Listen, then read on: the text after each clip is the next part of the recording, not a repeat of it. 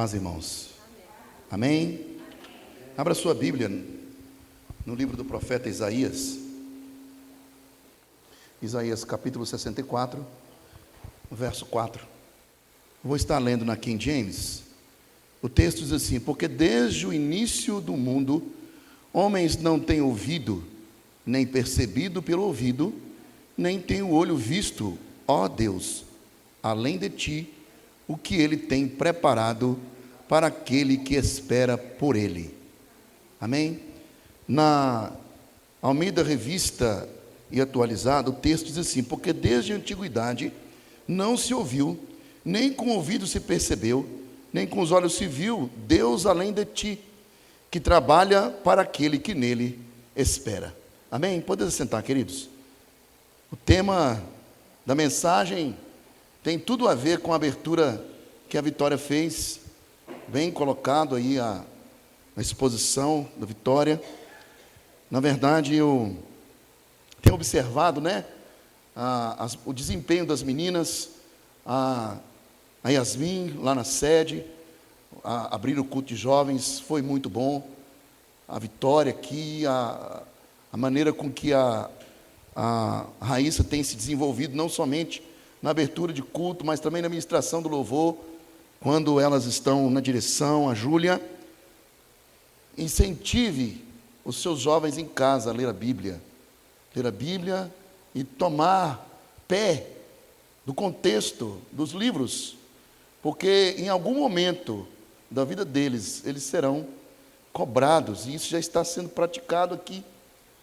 Mesmo que sejamos poucos, irmãos, nós tivemos um excelente desempenho com esses jovens no nosso acampo adentro aqui. Foi muito bom mesmo, fazendo essa lembrança aí aos irmãos. E dentro desse contexto e da maneira com que a Vitória colocou aí na abertura do culto, irmãos, nós temos um Deus que trabalha por nós.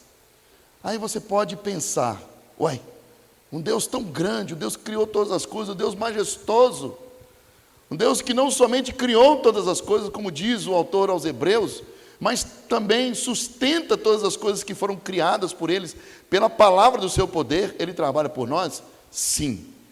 O Deus verdadeiro é o único Deus que, além de ser verdadeiro, ele trabalha pelo seu povo. O salmista vai dizer que os deuses dos homens são vaidade e mentira, mas o Senhor fez os céus e a terra, e o Deus que fez os céus e a terra trabalha pelo seu povo. Os que não servem ao Deus verdadeiro, que é o Deus que eu e você servimos, estes trabalham por esses deuses falsos. Tem que agradar a um, fazer um sacrifício para outro, levar a oferenda daqui, limpar não sei aonde para essa divindade. A Índia possui mais de 33 milhões de deuses.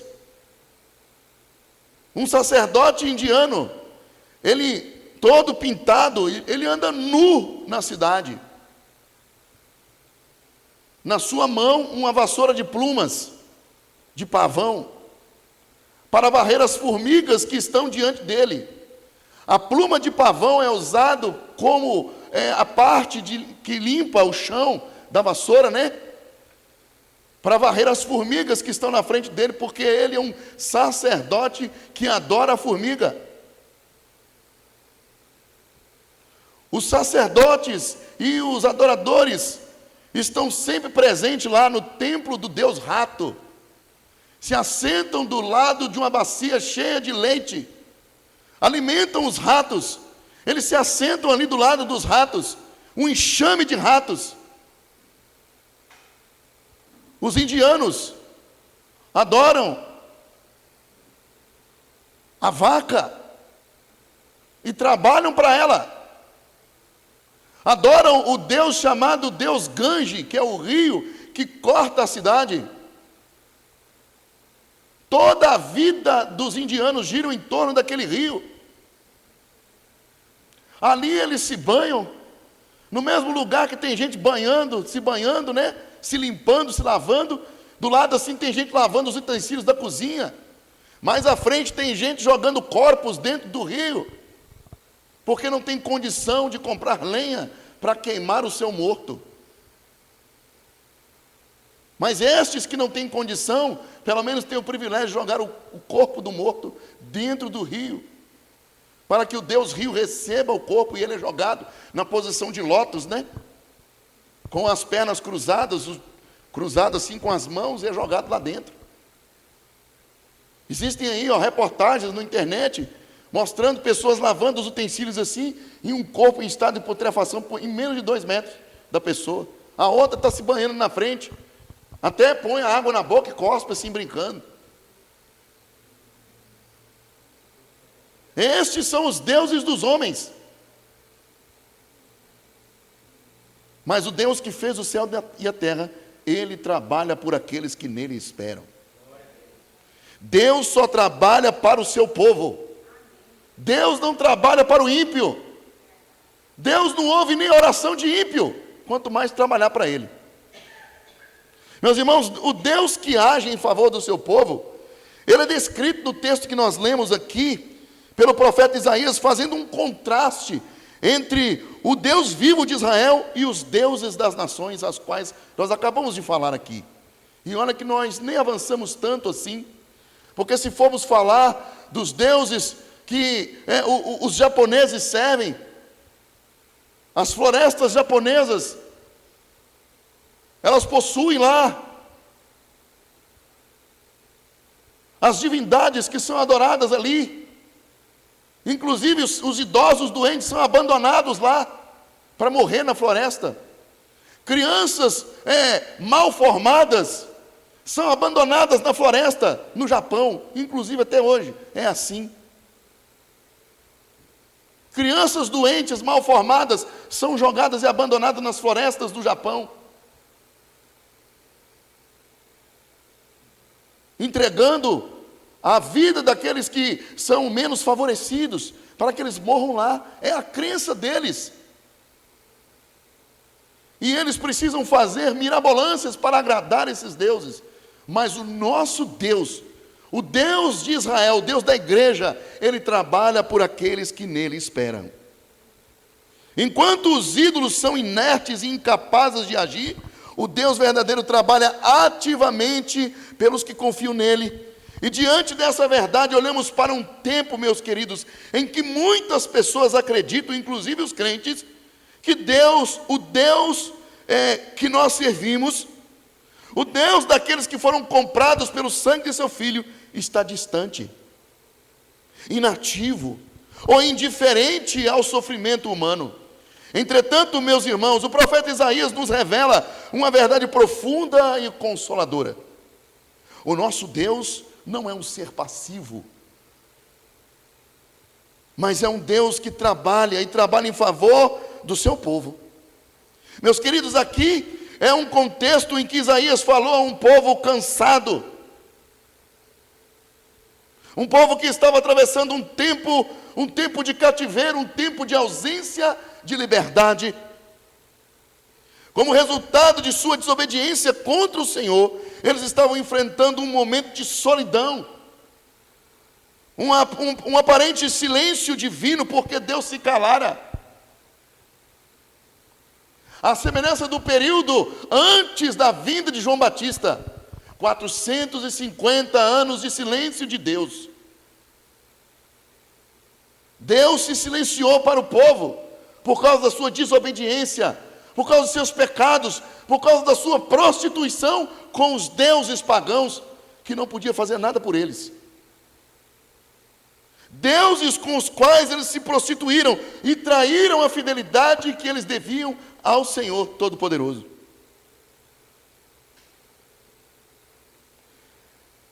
Portanto, foi um período em que, como se Deus estivesse escondido.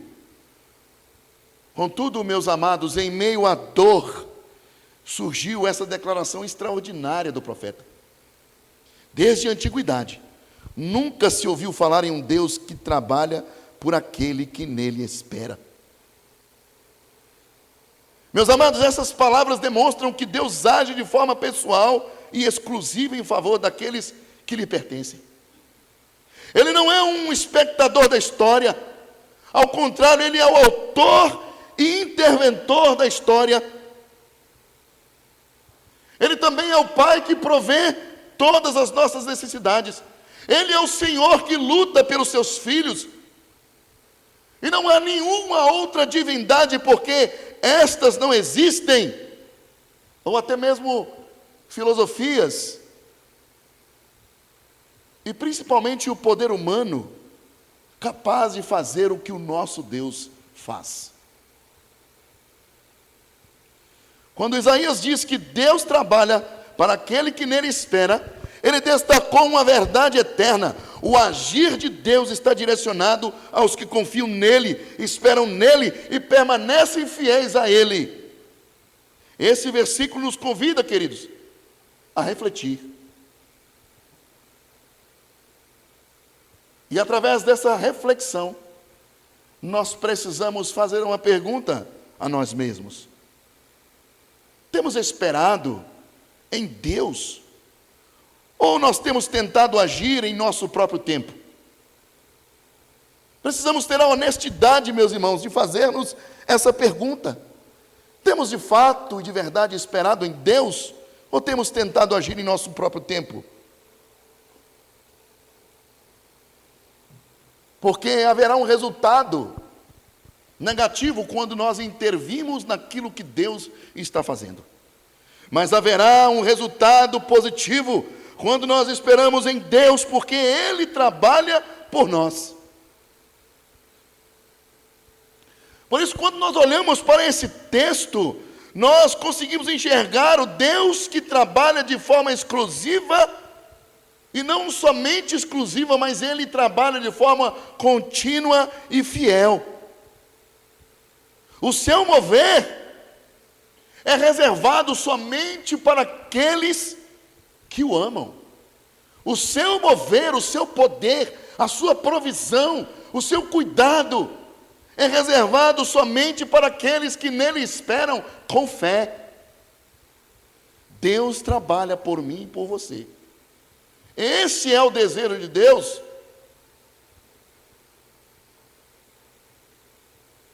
Eu estava brincando com a Lore aqui antes de a gente começar o culto. Falei com ela que se ela tivesse nos chamado, Alex, a gente teria levado um frango, né? Eu ia levar um frango vivo para lá.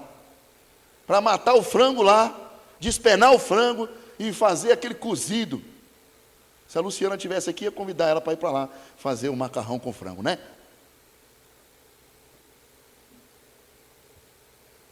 Mas quando a gente faz menção do frango, e esse frango sendo abatido em nossa casa, porque assim acontecia antigamente.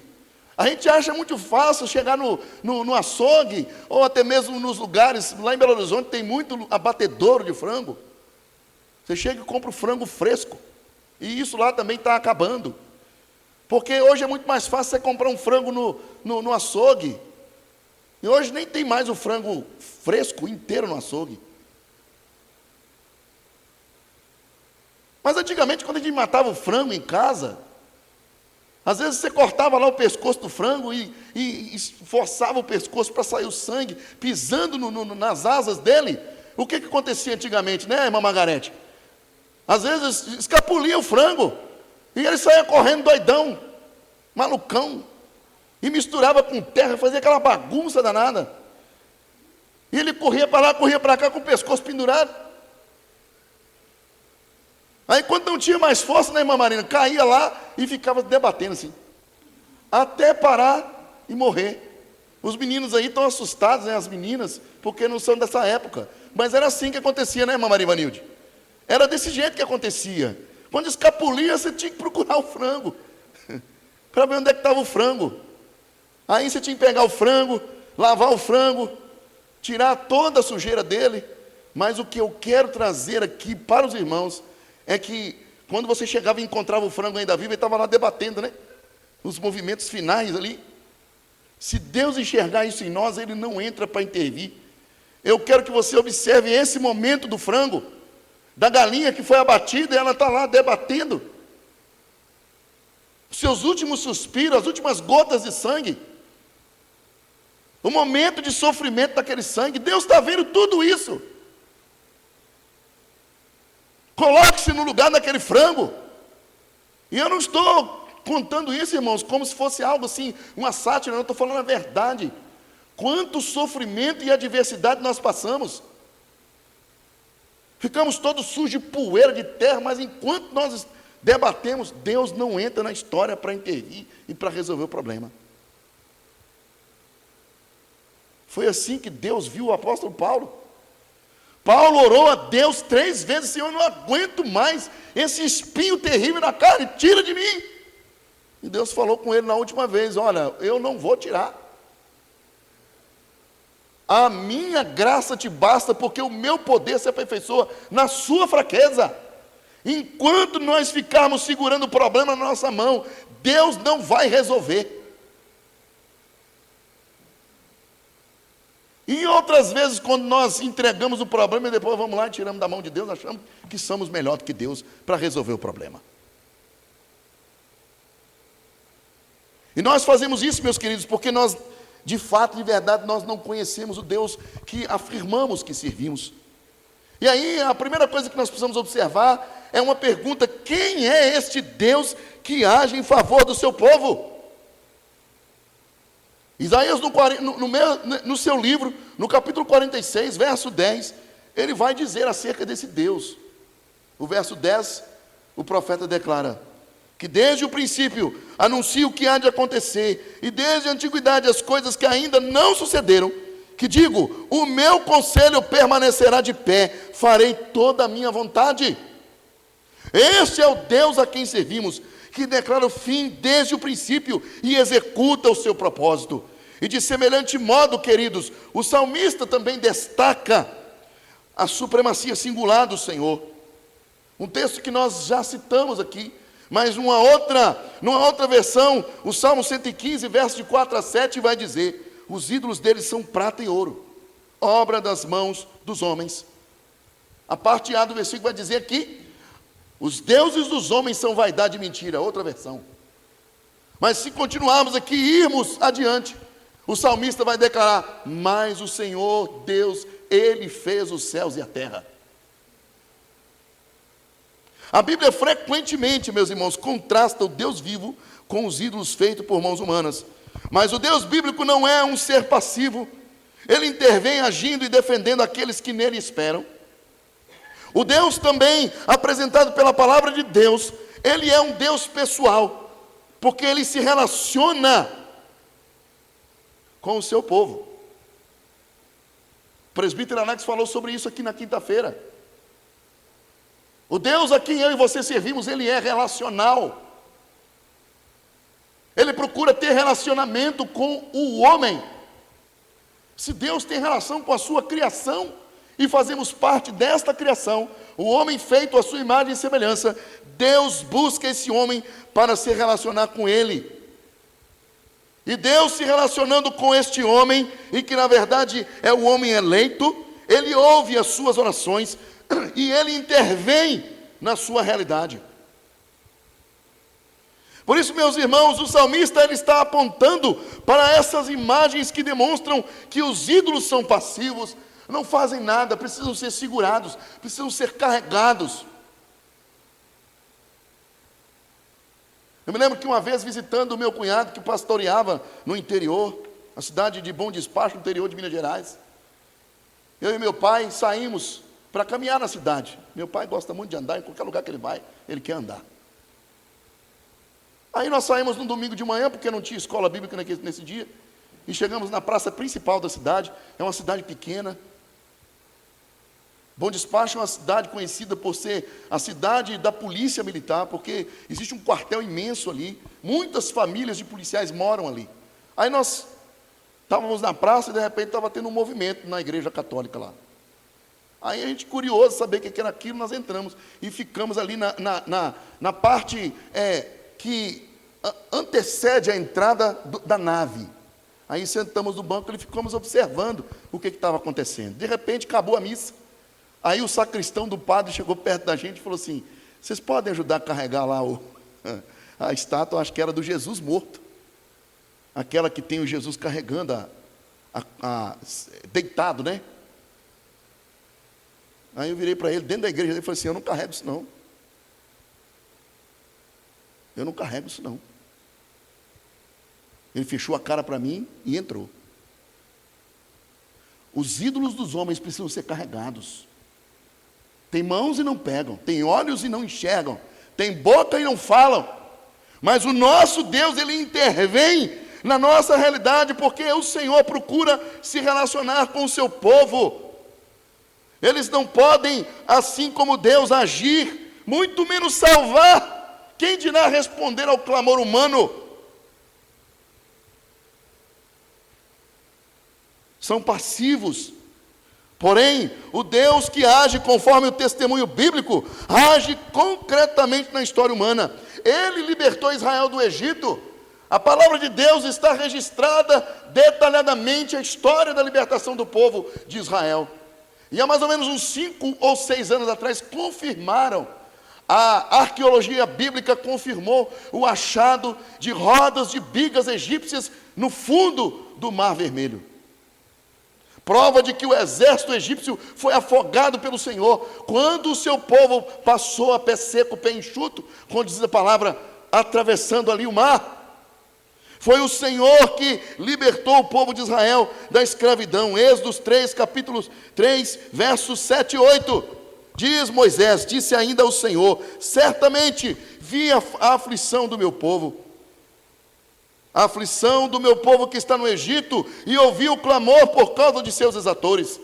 Diz o texto, conheço-lhe o sofrimento, por isso desci, a fim de livrá-lo da mão dos egípcios, e para fazê-lo subir daquela terra, a uma terra boa, ampla, terra que mana leite e mel. Esse Deus a quem eu e você servimos, Ele também sustentou o seu povo no deserto. Está registrado lá em Êxodo 13, a partir do verso 17, e vai até o capítulo 15, verso 19. Ele também enviou profetas para orientar e corrigir. Segundo Crônicas 36, 15, o texto diz, o Senhor Deus de seus pais, começando de madrugada, falou-lhes por intermédio de seus mensageiros, porque se compadecera do seu povo e de sua própria morada, diz o texto.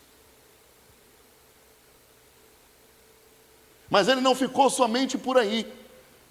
A história bíblica nos diz que na plenitude dos tempos, conforme Gálatas, no capítulo 4, verso 4, o Senhor agiu de forma suprema, por intermédio de seu Filho, Cristo Jesus, vindo ao encontro do pecador eleito, e o Verbo se fez carne e habitou entre nós. Cantamos aqui nesta noite, cheio de graça e de verdade, e vimos a sua glória, glória como do unigênito do Pai. João, capítulo 1, verso 14. Meus amados, a ação divina é amorosa, redentora e transformadora. Mas ela também é sempre voltada para o bem de seu povo e a glória do nome de Deus. Este é o Deus a quem temos, e este Deus trabalha por mim e por você. O Deus que trabalha por mim e por você, Ele age no segredo. E em sua atuação em segredo, Ele nos transmite sabedoria. Romanos capítulo 8, verso 28, diz o texto da palavra do Senhor. Sabemos que todas as coisas cooperam para o bem daqueles que amam a Deus. Meus irmãos,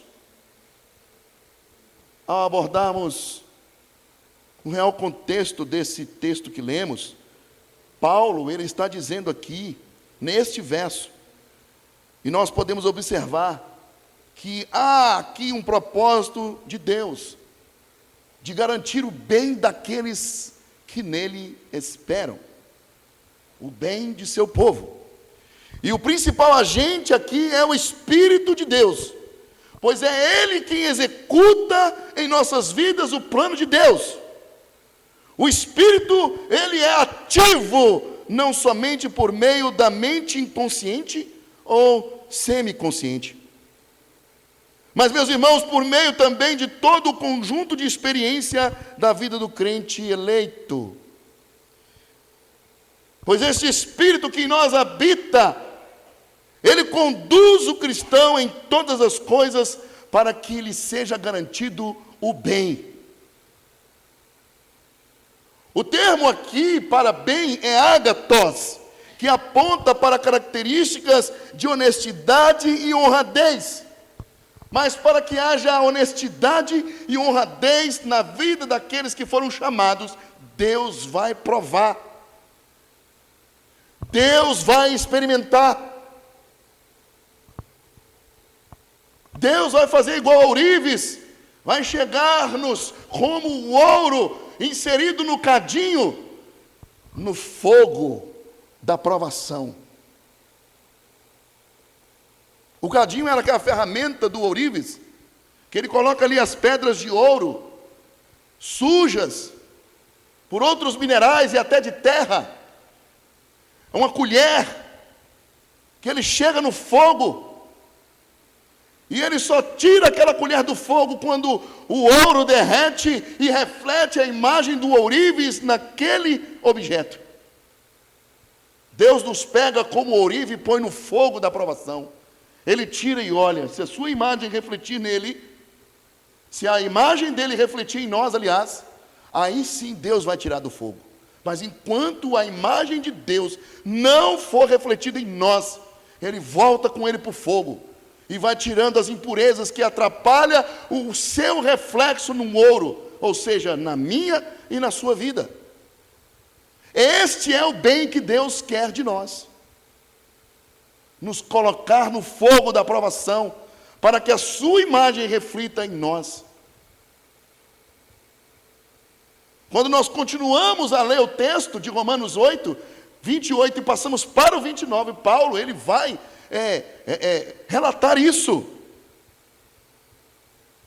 Queridos, o bem aqui é o resultado planejado por Deus, onde o mesmo está sendo moldado, tendo como Cristo o modelo. A providência de Deus controla todas as coisas de tal modo que lhe assegure tudo quanto acontece conosco. E inclusive, Ele garante que todas essas coisas cooperem para o nosso bem.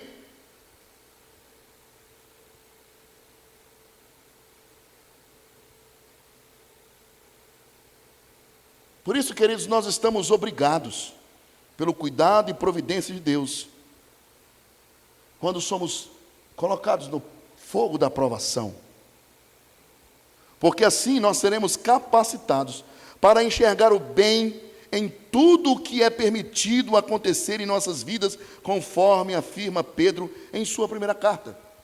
E olha que as coisas que nos acontecem não tem nada a ver com o contexto de Pedro aqui em sua primeira carta.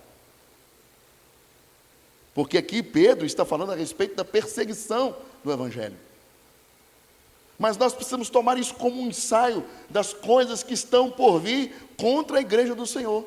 Pedro, ele vai dizer: amados, não estranheis o fogo ardente que surge no meio de vós, destinados a provar-vos, como se alguma coisa extraordinária vos estivesse acontecendo. Pelo contrário, alegrai-vos na medida em que sois co-participantes dos sofrimentos de Cristo, para que também na revelação de sua glória vos alegreis exultando.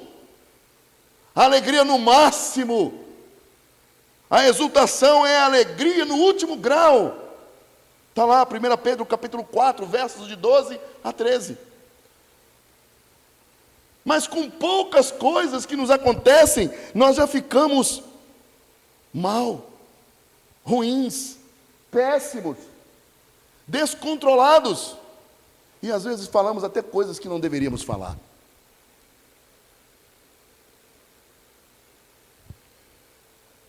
Eu ia vender meu guarda-roupa,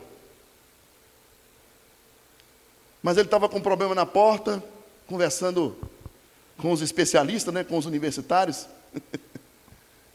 Decidi não vender. E achei melhor ofertar. Aí a pessoa que veio buscar, tratou com o primeiro que ia vir transportar para ele. Aí estava marcado para chegar aqui 8h30 da manhã, a pessoa entrou em contato com quem ia receber o guarda-roupa e falou: não vou poder mais, 7 horas da manhã. Aí o outro que estava para receber o guarda-roupa entrou no desespero e começou a reclamar. Mesmo depois que conseguiu o transporte, chegou aqui bravo. falando que isso é um absurdo, que eu nunca faria isso com ninguém. Eu falei, pois é, mas fizeram com você, porque é você que está sendo provado. Mas veja a situação da perspectiva de Deus. Olha aí, você tem uma pessoa que veio rapidamente, estava marcado 8h30, chegaram aqui 9, 9h30, aí 1h30. Já pensou? Se nem conseguisse vir buscar, mas conseguiu vir buscar.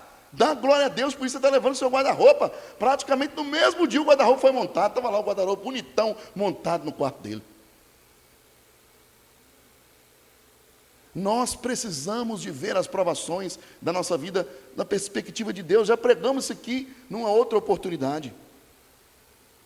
Por isso, meus irmãos, se formos conduzidos por esse entendimento que nada nos acontece por acaso, mas nós precisamos ter a consciência, ou seja, certos de que há um propósito da parte de Deus, dominando assim o nosso senso de valor.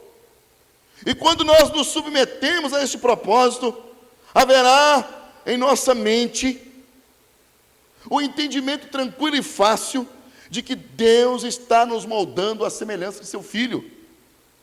E como falamos, o verso 29, Paulo ele vem completando a ideia do verso 28. Ele declara, porquanto aos que de antemão conheceu, também os predestinou para serem conformes à imagem de seu Filho, a fim de que ele seja o primogênito entre muitos irmãos. Então existe algo maravilhoso aqui, irmãos, porque se Deus está nos provando, é porque na verdade Deus quer nos transformar à semelhança de seu Filho. Ah, não é possível, Deus não me ama, porque, gente, eu estou no deserto o tempo todo, o pessoal fala que deserto tem lugar de morar, deserto vai acabar, mas deserto nunca acaba, está muito comprido. Para de olhar para o comprido do deserto e olhe para Deus como Davi olhou. Eu encontrei refúgio do Senhor aqui no deserto. Eu encontrei, Senhor, os teus altares aqui no deserto. Quando Davi escreve esse salmo, ele não estava num templo. Ele estava no deserto. Se não me engano, fugindo de seu filho. Ou fugindo de Saul. Mas no deserto, Davi encontrou os altares do Senhor. Por isso, queridos, Deus, Ele continua agindo em nosso favor, alinhando tudo ao seu propósito que é soberano. O texto que nós lemos de Isaías, no capítulo 46, apenas a parte C do verso 10, Deus declara de si mesmo, tendo Isaías como a sua boca, Ele declara, o meu conselho permanecerá de pé, farei toda a minha vontade. Deus fará a sua vontade. Independente se gostarmos ou não, o que nós devemos ter na nossa consciência é que nós estamos fazendo parte do propósito e do plano de Deus. Terceiro e último lugar, nós conhecemos qual é o Deus, ou que Deus é este a quem nós servimos. Entendemos que Deus age com um propósito. E agora nós precisamos olhar para o texto e identificar qual é o objeto dessa ação divina. O texto diz, na parte C do versículo 4, do capítulo 64 de Isaías, aquele que nele espera. A promessa não é para todos, mas para os que esperam no Senhor, para a sua igreja, isto é, os que confiam perseverando e se mantendo fiel. Porque a Bíblia diz, no Salmo 1, verso 6, o Senhor declara, dizendo, pois o Senhor conhece o caminho do justo, mas o caminho dos ímpios perecerá. Amados, Deus não tem compromisso com o ímpio que caminha para a morte. E ao repetir a fala de Isaías, Paulo traduz isso declarando, mas como está escrito, nem olhos viram, nem ouvidos ouviram, nem jamais penetrou no coração humano o que Deus tem preparado para aqueles que o amam. 1 Coríntios 2,9. O apóstolo, ao mudar aqui para aqueles que o amam, fica evidente que ele não pretendia citar isso isoladamente, mas pretendia dar um sentido geral. A ideia aqui, queridos, no hebraico, é para quem espera no Senhor, isto é, quem sente o seu desamparo e confia nele para interpor-se e salvá-lo. Foi o que a Vitória falou aqui no início. Não existe nenhum outro Deus capaz de salvar o ser humano. Não existe. Somente Deus pode intervir na história do homem. Agora, uma outra coisa assustadora é que se Deus não intervir, ele está perdido. Precisamos glorificar a Deus por esta palavra, porque Deus se manifestou, Deus se revelou a nós. Se Deus não tivesse se revelado a nós, nós não estaríamos nem aqui. Estaríamos como o ímpio, e o texto do Salmo vai falar que este ímpio é como a palha que o vento leva. Ele não prevalecerá na congregação dos justos.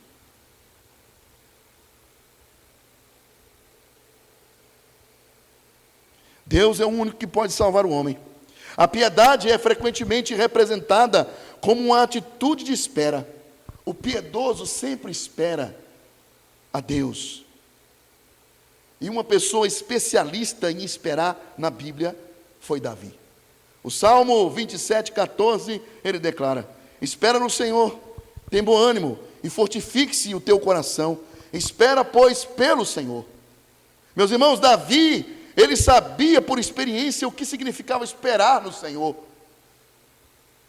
Ele tinha sido ungido rei com a idade de 16 anos, mas somente assumiu o trono e suas funções quando completou 30 anos, ou seja, 14 anos se passaram, e Saul, o ciumento rei de Israel, o perseguia por todo o deserto. Mas, no entanto, Davi teve que esperar em Deus ao cumprimento de sua promessa de que no tempo determinado ele ocuparia o trono. Ele não usou a sua unção para assassinar o rei, e ele teve duas oportunidades. Davi tinha consciência que havia um rei sentado no trono, mesmo sabendo que ele havia sido ungido por Samuel. Mas ele esperou o cumprimento da promessa de Deus, que no tempo determinado ele ocuparia o trono de Israel, pois o Senhor havia prometido e o havia escolhido como rei, e isso se cumpriu. 2 Samuel capítulo 5, verso 14.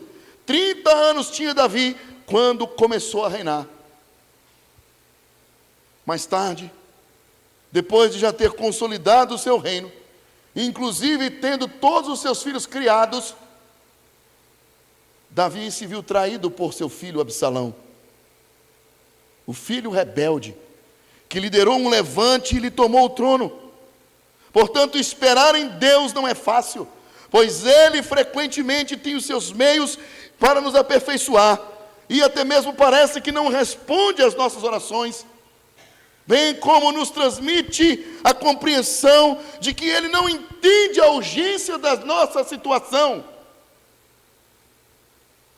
Mas, meus irmãos, esse tipo de pensamento implica, quando nós temos esse tipo de pensamento conosco, implica que Deus, ou seja, nós estamos declarando que Deus não tem a rédea da situação, ou que Ele não é justo.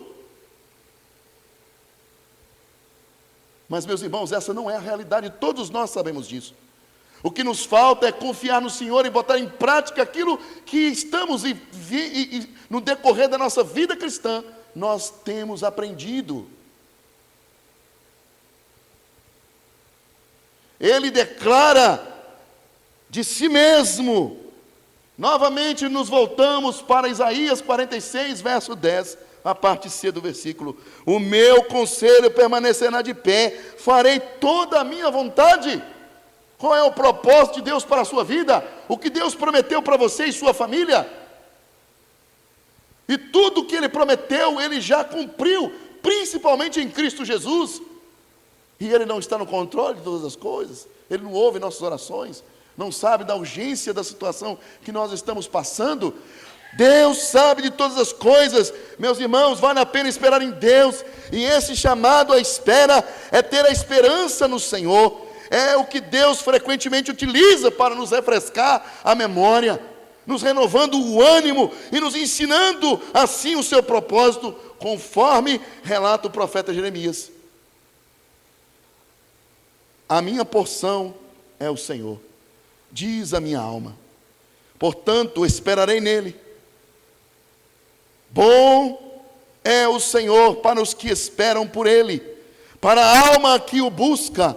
Bom é aguardar a salvação do Senhor, e isso em silêncio. Lamentações 3, 24 a 26. Usando esses momentos de espera, Deus está tratando conosco e também nos ensinando. E isso Ele faz em um processo minucioso.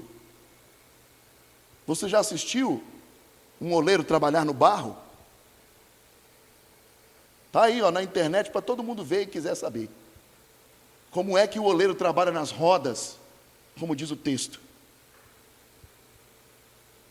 Ele não pega qualquer barro, ele seleciona o barro. Fomos selecionados por Deus.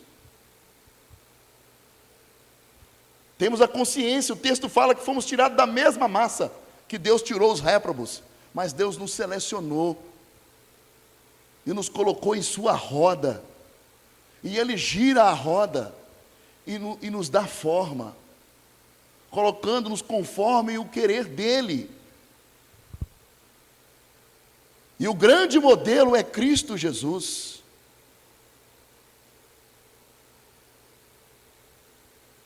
Isaías no capítulo 64, verso 8, o autor vai dizer: mas agora, ó Senhor, Tu és o nosso Pai, nós somos o barro, e Tu o nosso oleiro, e todos nós, obra das Tuas mãos. Amados, o sentido desse versículo é que Deus se relaciona, como já falamos, com o seu povo desde o início. Desde o momento de escolher a matéria-prima, Ele vai lá aonde está, vai atrás. O Senhor vem atrás de mim e de você. Ele escolheu e selecionou a matéria-prima para dessa matéria fazer o vaso de honra. Deus, através do seu poder e bondade, fez de nós sua propriedade, um tratamento fornecido a nenhum outro povo estranho. Somente àqueles que foram adquiridos por intermédio de seu Filho e que foram convocados a descansar nele, conforme Davi, em outra experiência da vida que ele tinha com Deus, ele nos convida. O Salmo 37, verso 7, diz assim: descansa no Senhor e espera nele, porque somente assim teremos nossas forças renovadas, se esperarmos no Senhor. Em Isaías no capítulo 41, verso 31, o profeta continua dizendo: mas os que esperam no Senhor renovarão as suas forças. A fé ativa e paciente é a chave para experimentar o mover de Deus, pois Deus trabalha enquanto esperamos. E por que nós não queremos esperar? Porque nós sempre insistimos na síndrome de Adão, na desobediência e também no imediatismo. Precisamos esperar em Deus, espera no Senhor, confia nele. E o texto continua dizendo, em Isaías no capítulo 41, verso 31, que já lemos: os que esperam no Senhor renovarão as suas forças.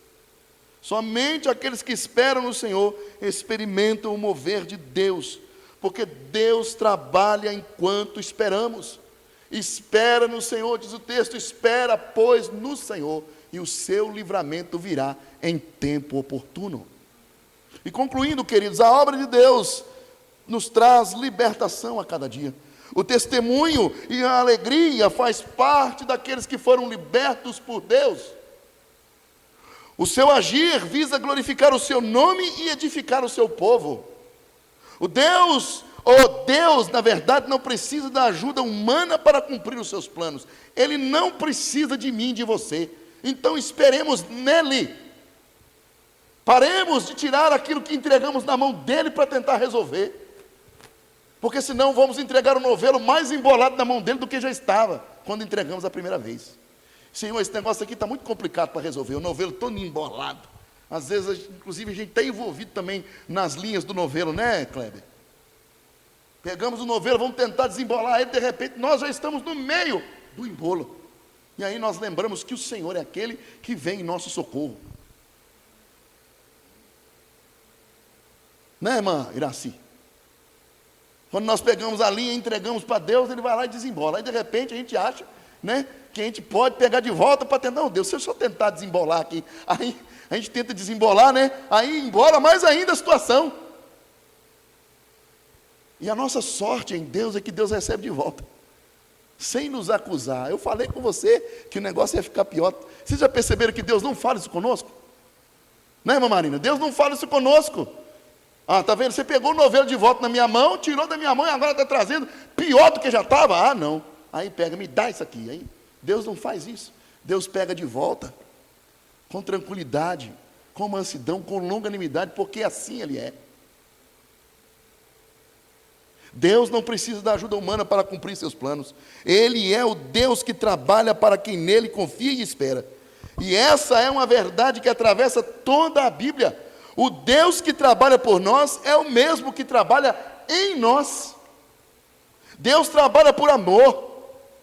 Ele não trabalha por obrigação. Aí vem esse rapaz de novo. Meu Deus, que eu não aguento mais.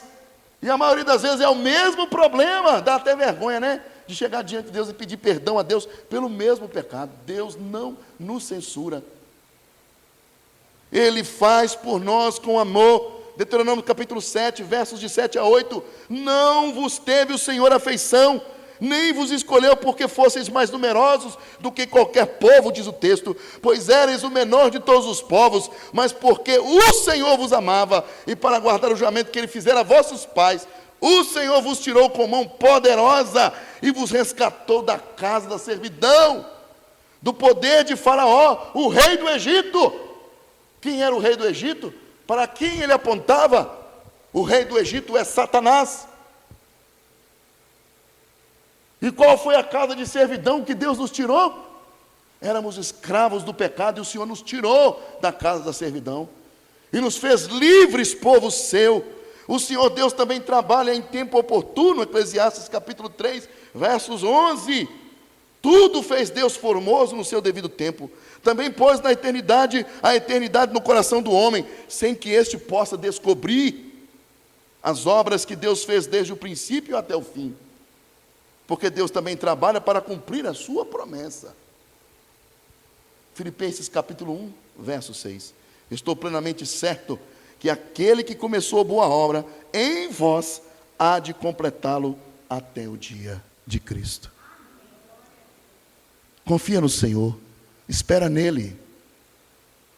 Vamos parar de ficar pegando as coisas da mão de Deus, deixa Deus resolver. O tempo é dele. Senão nós vamos ficar careca. Toda vez que a gente vê o problema lá quase comendo a gente quer arrancar os cabelos. Daqui a pouco tem um monte de gente aqui, juntamente comigo, sem cabelo. Fica arrancando os cabelos para resolver o problema. Senhor, eu não sei como é que eu resolvo isso. Parei. Ali, onde é que a irmã Maria Ivanilde e mais o Cláudio estão sentados ali, ó, já aconteceu, irmãos, de eu pegar esse colchão e deitar aí e ficar rolando para um lado e para o outro por causa de problema. E não são problemas meus, não, problemas aqui da igreja. Rola para um lado, rola para o outro, rola para um lado, rola para o outro. Teve um momento que eu cansei. Falei assim, eu quero dormir, Senhor. Eu não vou resolver o problema agora. E eu nem tenho competência para resolver, me ajuda, mas eu quero dormir, Senhor. Acabou, o problema sumiu e eu dormi. Nós não vamos resolver o problema. O problema é de Deus, Ele vai assumir. Ele disse para Davi, eu vou adiante de você. Quando você ouvir o tropel pelas copas das árvores, saiba que eu fui à tua frente e vou dar a vitória, entregando a você o exército dos seus inimigos nas suas mãos. É Deus que vai adiante de nós. Ele trabalha por nós. Deixa Deus trabalhar por nós, irmãos. O nosso Deus, o verdadeiro Deus, Ele trabalha por nós. Agora, os falsos deuses lá fora, os homens precisam trabalhar para eles. E a maioria das vezes eles não conseguem satisfazer. Deus é poderoso. Amém? Vamos nos colocar de pé. Aplauda ao Senhor, esse Deus maravilhoso. Glorifique a Deus, aplauda ao Senhor. É para Ele o aplauso. O Senhor é digno de todo louvor, de toda honra e de toda exaltação. Amém? Feche os seus olhos. Pai, muito obrigado por esta noite.